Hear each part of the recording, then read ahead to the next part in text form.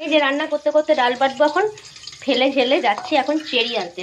3টে বেগুন ভাজা হয়েছে, 3টে হচ্ছে, আর এগুলো করব।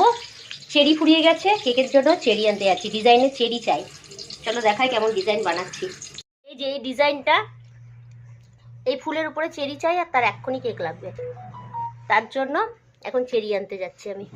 এই যে এখন আমি যাচ্ছি চিনি আনতে আর চেরি আনতে। না, চিনিটা কিনে আনবো, আবার কার কখন দরকার পড়ে যায় বলো তো, ঘর বলে এনে রাখা দরকার। চিনিকে ত্যাগ করার চক্করে লোকের কাছে হাত পাততে হলো।